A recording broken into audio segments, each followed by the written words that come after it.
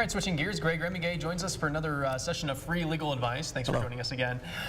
We've talked a lot, of course, about personal negligence, even negligence by employers. Today we're talking medical malpractice and negligence and how that's kind of a little bit different.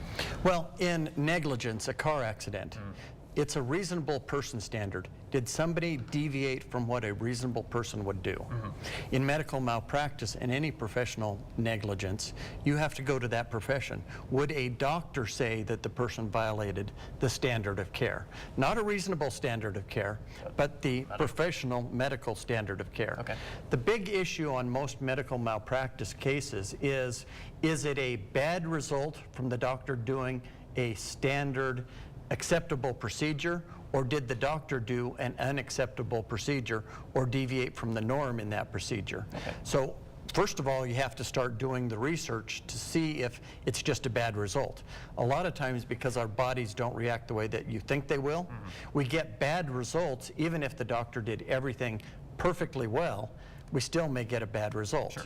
The second thing is, a lot of times the doctors use the community standard of care. What do the doctors in this area do for that type of procedure? Oh, okay. We go to a different area, they might use a different standard, or if it's a very specialist, they may use the highest standard and say, I wouldn't have done that other procedure. Right.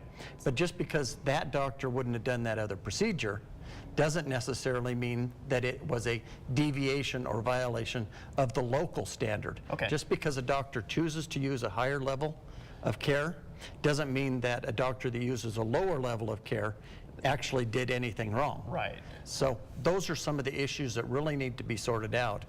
What's the standard of care? Did the doctor deviate, or did you just have a bad result? Right. So what'd you say when that's discussed in a trial or whatnot?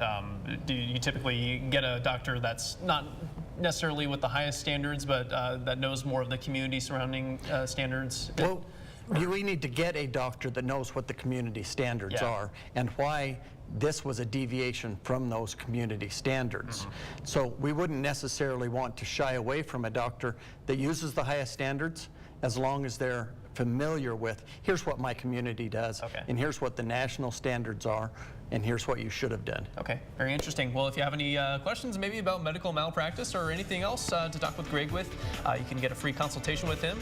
Just call that number right there on your screen or visit gregremmenga.com. We'll be right back. If you want Greg to answer one of your legal questions, visit krextv.com, click on Live in the Studio, and submit your question on the right side of the screen. Watch Greg's segment every Wednesday on News Channel 5 at noon.